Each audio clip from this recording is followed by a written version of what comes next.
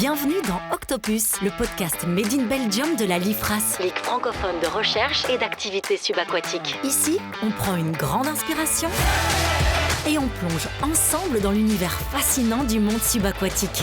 Ajustez votre masque, réglez vos palmes, Octopus commence maintenant.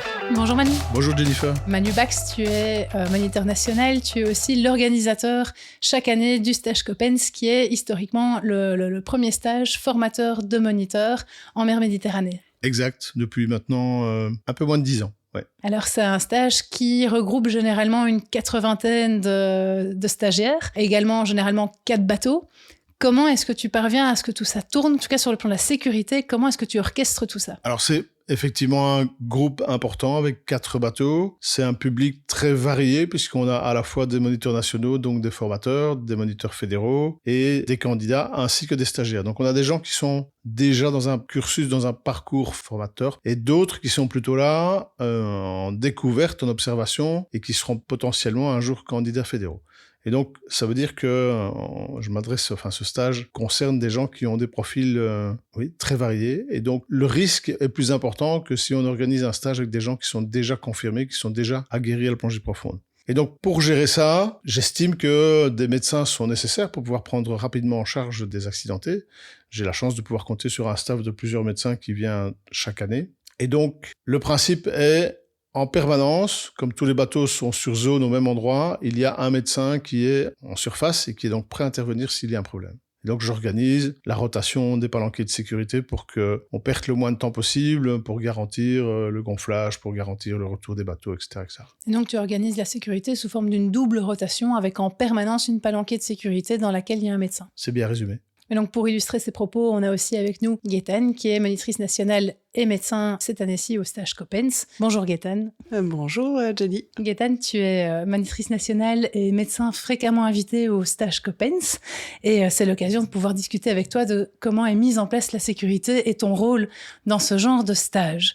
Mais du coup, pourquoi est-ce que Manu fait spécifiquement appel à des médecins dans le cadre de l'organisation de la sécurité de ces stages ? Je pense que c'est un plus au niveau de la sécurité, mais ce n'est pas une obligation, effectivement. Il faut bien se rendre compte que la majorité des incidents de plongée vraiment liés à la plongée peuvent être gérés par des personnes qui ont leur brevet de CFPS. Donc je crois que le médecin peut avoir un plus au niveau peut-être de sa présence, d'être rassurante, aussi bien pour les encadrants que pour les plongeurs participants stagiaires ou candidats. Et donc dans le cadre d'un incident réel, quel est ton rôle et comment justement ta présence va s'articuler avec celle des moniteurs présents qui sont de surcroît la plupart du temps titulaires du brevet CFPS ? Bien, en fait, évidemment, ça dépend de l'incident, mais il est un fait que si l'incident est géré sur place, bon, il y a plusieurs bateaux au niveau du Coppens, donc forcément, on ne peut pas toujours être non plus le plus proche. Donc, quand il y a un incident réel sur un bateau, il y aura peut-être déjà une prise en charge sur ce bateau qui va être faite. Et si moi, je suis sur un autre bateau, on va évidemment m'amener pour peut-être confirmer, en tout cas, le diagnostic, confirmer la bonne prise en charge. Et si le plongeur a été pris en charge correctement, peut-être dans un cas d'un ADD, mis sous oxygène, hydraté, un appel du CROSS, je vais juste arriver sur place et je vais dire oui, voilà, c'est confirmé, c'est bien géré, je ne pourrais pas faire grand-chose de plus. Et tu évoques plusieurs bateaux. Comment s'organise du coup cette sécurité entre plusieurs bateaux ? Parce que je pense que tu plonges également, tu fais partie des plongeurs, donc j'imagine qu'il y a une tournante. Comment est-ce que concrètement ça se passe ? Alors l'idéal évidemment, c'est fonction de la vitesse des bateaux. Donc sur site, avant la mise à l'eau, il faut toujours... En tout cas, si c'est possible, qu'il y ait un médecin ou un paramédical sur place, si on en dispose. Donc, on prévoit comme ça. Et en fait, c'est vraiment en fonction de la distance, de la vitesse des bateaux. Donc, le premier arrivé sur place va permettre aux personnes qui sont sur le bateau de se mettre à l'eau. Il va assurer la première sécurité. Et Manu, qui évidemment reste le maître qui décide la façon dont ça va se dérouler, va donner le go éventuellement à cette palanquée en se disant voilà, un autre bateau arrive avec un autre médecin. Le principe est qu'il y ait en permanence une personne sur place qui puisse gérer un problème, je dirais, supplémentaire. Et donc, c'est vraiment en fonction de la navigation, de la disponibilité, de la vitesse des bateaux. Il y a des bateaux qui sont beaucoup plus manœuvrants, il y en a qui le sont moins. Et donc, il faut en principe avoir toujours quelqu'un sur place. Alors, ça peut être décidé en 5-10 minutes. Donc, moi, quand je me mets sur le bateau, parfois, on me dit, tu partiras dernière. Et puis, 10 minutes après, on me dit, mais en fait, non, tu vas partir avec tout le monde. Donc, voilà, c'est vraiment du cas par cas. Mais le principe, c'est toujours le même. Il faut qu'il y ait quelqu'un d'actif. Et sur un bateau, idéalement, qui peut aller le plus vite possible pour aller et pour revenir. Donc, une mécanique bien huilée, bien orchestrée, avec, dans le cas du stage Copen, même plusieurs médecins pour gérer plusieurs palanquets de sécurité. Est-ce qu'il y a des éléments qui justifient d'un stage à l'autre l'appel quelque part à vos compétences ? Qu'est-ce qui fait que le stage Coppens, qu'est-ce qui fait que Manu, en tant qu'organisateur, souhaite spécifiquement faire appel à vous ? Je dirais on peut avoir un plus dans le sens où les accidents de plongée, c'est une chose, mais il n'y a pas que ça qui peut arriver en plongée. On peut avoir vraiment des gros soucis, que ce soit au niveau cardiovasculaire, comme des problèmes d'hypertension, des problèmes d'infarctus, arrêt cardiaque, etc. En tout cas, au niveau matériel, on a du matériel supplémentaire pour pouvoir intervenir et on a forcément des compétences aussi qui permettent d'intervenir en attendant les secours, ne fût-ce que une réanimation. Les gens qui ont un CFPS peuvent le faire, mais on peut, nous, intervenir avec une perfusion éventuellement, une intubation si c'est nécessaire, utilisation d'un bas-vu qui n'est pas quelque chose de facile, même si on peut l'apprendre et qu'on ne le pratique pas régulièrement, ça peut être plus compliqué. Un bas-vu, est-ce que tu peux décrire en quelques mots ce que c'est pour ceux qui ne connaissent pas ? C'est un ballon de ventilation assistée, donc on va pouvoir sur le pocket mask venir brancher un ballon, comme on voit parfois dans les salles d'op ou des choses comme ça, qui permet de ventiler à la main. Et forcément, on le branche aussi sur l'oxygène. Et donc, le volume qui est insufflé est beaucoup plus important et beaucoup plus efficace qu'un pocket mask que l'on insuffle à la bouche. Mais plus technique aussi. Plus technique, parce qu'il faut bien le positionner, il faut bien positionner la tête. Donc, c'est une pratique.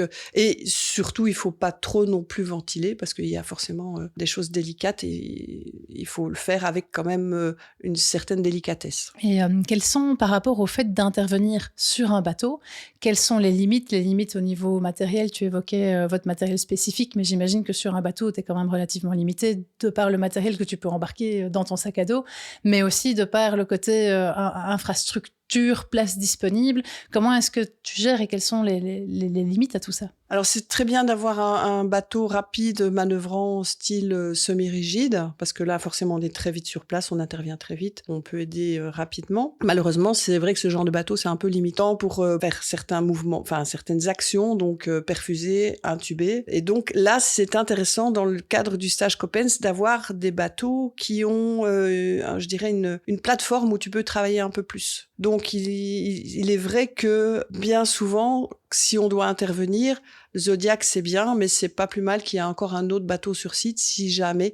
Et c'est pour cette raison, forcément, les incidents, ils peuvent arriver surtout en début, puisque là, il y a, je dirais, le plus grand nombre de plongeurs. Et donc là, l'avantage, c'est qu'on a 2 ou 3 autres bateaux sur place, où il y a des plateformes où on peut intervenir plus facilement.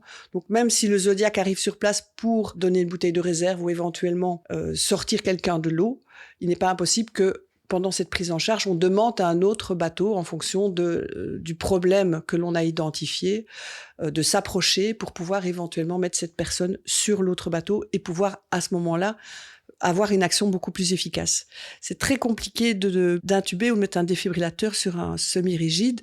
Je dirais c'est pratiquement peine perdue, ou en tout cas le temps de faire la manœuvre, on aura perdu beaucoup d'efficacité. Tu évoques l'importance d'une sécu active avec le médecin, surtout en début de plongée. Est-ce que tu peux un peu développer qu'est-ce qui se passe en début de plongée qui fait que c'est justement à ce moment-là que cette ressource, admettons, on n'a qu'un seul médecin, pourquoi privilégier le début de plongée ? Mais on est dans un stage de formation, donc en début de plongée, comme on le sait, bien souvent, c'est à ce moment-là que se passent les exercices. Et donc, si on peut avoir des problèmes de remontée trop rapide ou des problèmes de plongée, je dirais, en tout cas, c'est dans les premiers instants que ça doit arriver. À partir du moment où on voit les parachutes et qu'on voit que les parachutes sont là, c'est très bien. S'il arrive encore un accident par la suite, ça peut être potentiellement plus un ADD. Et ça, les ADD, je dirais, un CFPS peut le gérer.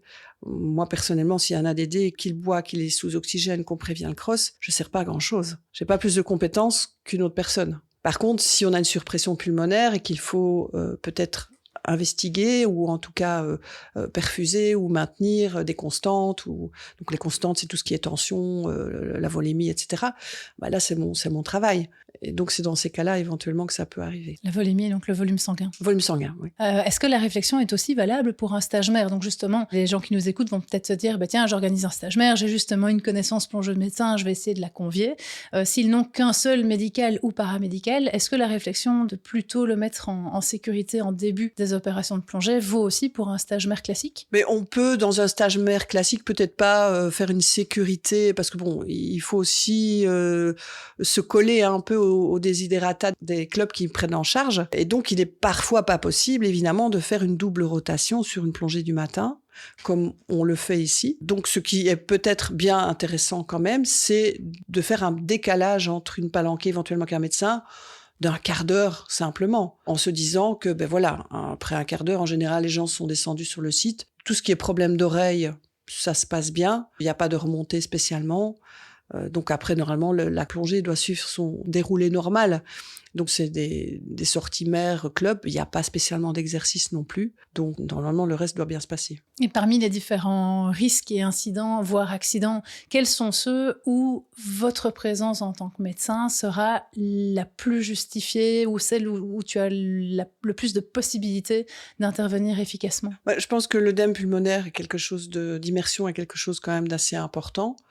Parce que c'est un problème, je dirais, de plongée qui est très stressant pour la personne qui le subit. Et donc, la présence d'un médecin peut être rassurante aussi. Et on peut intervenir, je dirais, en plus qu'en donnant de l'oxygène.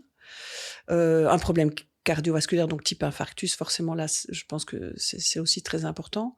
Maintenant, il y a, je dirais, le côté pendant la plongée, et puis il y a le côté aussi du médecin qui est présent pendant le stage le reste de la journée, ou va même voir la soirée.